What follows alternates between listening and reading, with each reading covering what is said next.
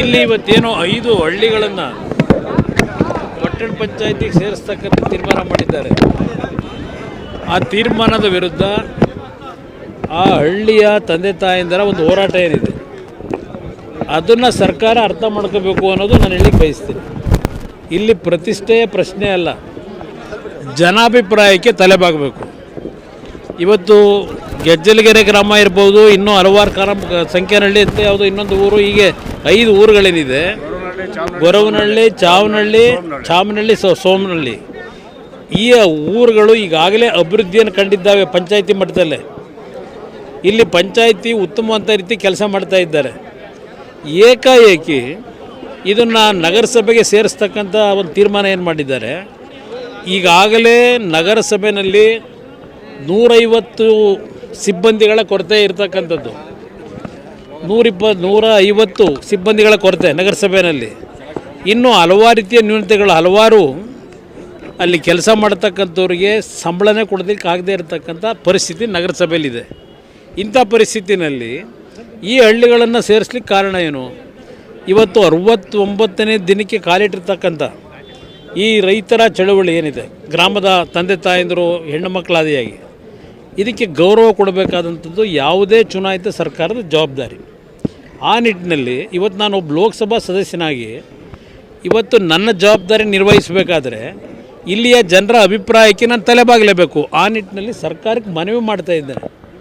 ಇವತ್ತು ನೀವೇನೇ ತೀರ್ಮಾನಗಳು, ಏಕೆಂದರೆ ತೀರ್ಮಾನಗಳನ್ನು ಮಾಡಬೇಕಾದ್ರೆ ಪ್ರಾರಂಭಿಕ ಹಂತದಲ್ಲಿ ಪಂಚಾಯಿತಿಯ ಅಧ್ಯಕ್ಷರು ನಮಗೆ ಅವಶ್ಯಕತೆ ಇಲ್ಲ ಅಂತ ಪತ್ರ ಕೊಟ್ಟಿದ್ದಾರೆ. ನಂತರ ಅವರ ಮೇಲೆ ಒತ್ತಡಗಳಾಕಿ ಇನ್ನೊಂದು ಪತ್ರ ಅವರಿಂದ ತಗೊಂಡಿದ್ದಾರೆ. ಇಲ್ಲಿ ಜನಸಾಮಾನ್ಯರ ಜೊತೆ ಅವರ ಭಾವನೆಗಳು ಏನು ಅಂತಕ್ಕಂಥದ್ದನ್ನು ಸರಿಯಾದ ರೀತಿಯಲ್ಲಿ ಇವತ್ತು ಅವರಿಂದ ಮಾಹಿತಿಗಳನ್ನು ಪಡೆದಿದೆ. ಏಕಾಏಕಿ ಯಾರೋ ಒಬ್ಬ ವ್ಯಕ್ತಿಯನ್ನು ಮೆಚ್ಚಿಸಲಿಕ್ಕೆ ಇವತ್ತು ಈ ರೀತಿಯ ತೀರ್ಮಾನ ಏನಿದೆ, ಅದರ ಹಿನ್ನೆಲೆಯಲ್ಲಿ ಜನಾಕ್ರೋಶ ಏನಿದೆ, ಅವರ ಪರವಾಗಿ ನಾನಿವತ್ತು ಧ್ವನಿಯಾಗಬೇಕಾದದ್ದು ನನ್ನ ಲೋಕಸಭಾ ಕ್ಷೇತ್ರಕ್ಕೆ ಸೇರ್ತಕ್ಕಂಥ ಈ ಹಳ್ಳಿಗಳ ಜನರ ಭಾವನೆ ಏನಿದೆ, ಸ್ಪಂದಿಸಬೇಕಾದದ್ದು ನನ್ನ ಕರ್ತವ್ಯ. ಅದನ್ನು ಮುಂದುವರಿಸ್ತೀನಿ. ಇದನ್ನು ಅವ್ರನ್ನೇ ಕೇಳಬೇಕು ನೀವು, ಯಾಕೆ ಪ್ರತಿಷ್ಠೆ? ಇದು ಪ್ರತಿಷ್ಠೆನೇ ದುರಹಂಕಾರ.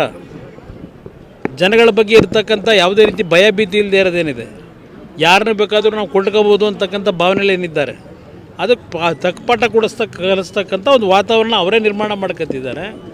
ಅದಕ್ಕೆ ಧೂಳಿಪಟನೂ ಆಗ್ಬೋದು. ಯಾವುದು ಯಾಕೆ ನಾವು ಇಲ್ಲಿವರೆಗೆ ಯಾರಾದರೂ ರಾಜಕಾರಣಿಗಳು ಬಂದಿದ್ವಾ? ಇಲ್ಲಿ ರೈತರ ಹೋರಾಟ ನಡೀತಾ ಇದೆ. ಇಲ್ಲಿ ಜನಾಭಿಪ್ರಾಯ ಕೇಳಿ, ನೀವೇ ಕೇಳಿ ಜನಾಭಿಪ್ರಾಯ, ನಮ್ಮನ್ನು ಬೇಡ.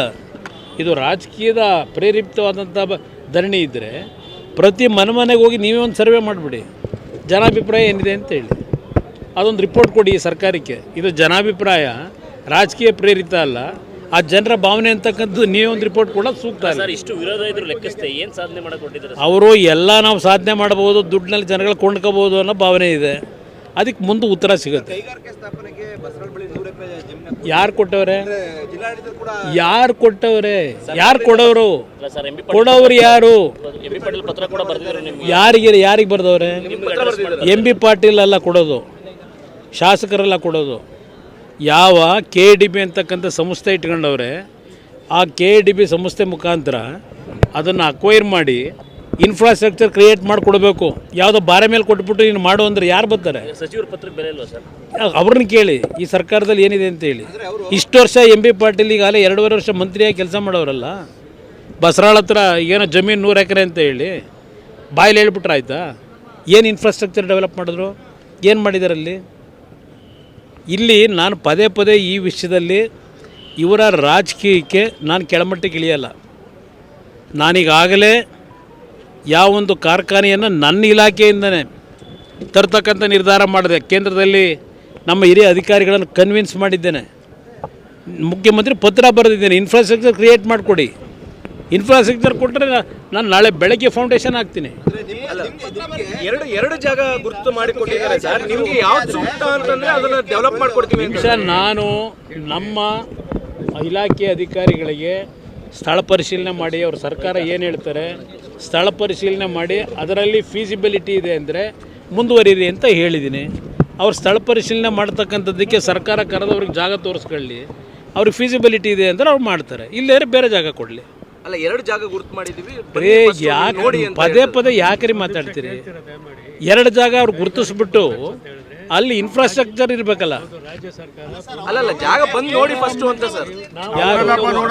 ನಾನು ನೋಡೋದಲ್ಲ, ನಾನು ನೋಡ್ತೀನ, ಅವ್ರು ಬಂದು ನೋಡ್ತಾರೆ. ಅದು ಅವ್ರು ಮಾಡ್ಬೇಕು, ನಾನು ಬರೋದು. ನಾ ಈಗ ಎಲ್ಲದಕ್ಕೂ ಮಂತ್ರಿ ಹೋಯ್ತಾರ ನೋಡಕ್ಕೆ?